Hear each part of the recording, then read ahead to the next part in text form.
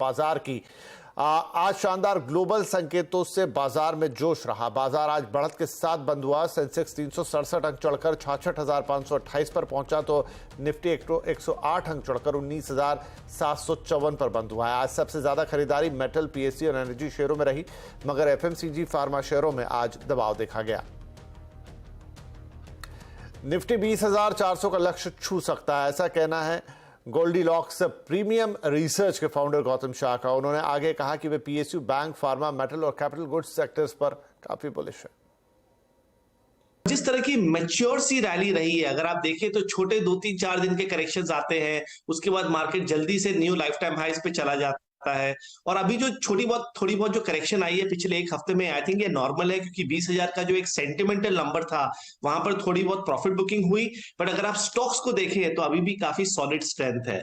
तो मेरा मानना है कि अभी ये ट्रेंड चलेगा। हमारा वर्किंग टारगेट वैसे भी 20,400 के आसपास था और मुझे लग रहा है कि वहां तक ये जानी चाहिए। और नीचे में 19,300 से 500 का एक अच्छा सॉलिड बेस बन गया है। जब तक वो नहीं टूटता, आई थिंक ये मार्केट पे स्ट्रेंथ रहेगी। तो आउट परफॉर्मिंग सेक्टर्स में रहिए, pharma, auto, metals, capital goods, I think ये सारे, पीएसयू, आई थिंक ये सारे सेक्टर्स में हमारा बुलिश व्यू है और अपॉर्चुनिटीज काफी है इस लेवल्स पे भी।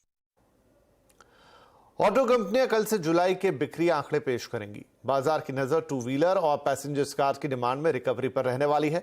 कंपनियों के सेल्स का अनुमान लेकर आए हैं हमारे सहयोगी यतिन मोहता। तो यतिन, किस तरह की बिक्री का अनुमान है?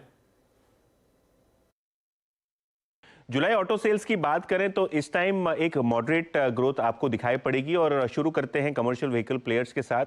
अशोक लेलैंड की बात करते हैं तो सेल्स हेल्दी होनी चाहिए। हालांकि सिंगल डिजिट ग्रोथ एक्सपेक्ट कीजिए अशोक लेलैंड की बिक्री में, लगभग 8% की। टाटा मोटर्स पिछले साल का बेस बहुत बड़ा है और अगर हम ट्रक बिजनेस की बात करें तो थोड़ा बहुत यहाँ धीमापन आता हुआ दिखाई पड़ रहा है। सेल्स लगभग फ्लैट टू नेगेटिव रहने की ये टाइम की एक्सपेक्टेशन है। जहाँ तक कि 4 व्हीलर प्लेयर्स का सवाल है, मारुति की प्रोडक्शन इंप्रूव हुई है और ओवरऑल वेटिंग पीरियड भी कम हुए हैं। ये टाइम एक्सपेक्ट कीजिए 7% की सेल्स ग्रोथ मारुति के लिए और लगभग 1,90,000 यूनिट्स के आसपास की बिक्री का आंकड़ा। जहां तक कि महिंद्रा एंड महिंद्रा का सवाल है, अच्छी ग्रोथ रहनी चाहिए, लगभग 12% की ग्रोथ इनके ऑटोमोटिव सेगमेंट में। और सिमिलर ग्रोथ आप देखेंगे ट्रैक्टर सेगमेंट में, क्योंकि जुलाई महीने में रेनफॉल में पिकअप हुआ है तो ट्रैक्टर सेल्स अच्छी होने की उम्मीद है, लगभग 26,000 यूनिट्स के आसपास की। जहां तक कि 2 व्हीलर प्लेयर्स का सवाल है, इस टाइम कुछ खास नहीं रहेगा बजाज ऑटो के लिए, क्योंकि एक्सपोर्ट मार्केट्स थोड़े धीमे पड़े हैं और शायद इसीलिए आपको सेल्स 8% गिरती हुई नजर पड़ेंगी। लगभग 3.28 लाख यूनिट्स के आसपास एक्सपेक्टेशन है बाजार का।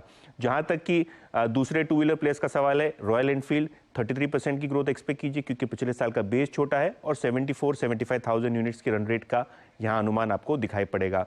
अगर आप देखें हीरो मोटोकॉर्प रूरल मार्केट्स में स्लो पिकअप है, लेकिन पिकअप जरूर है। लेकिन यहां आप देखेंगे 11% की ग्रोथ, क्योंकि बेस छोटा है और लगभग 5 लाख यूनिट्स के आसपास की बिक्री का अनुमान है।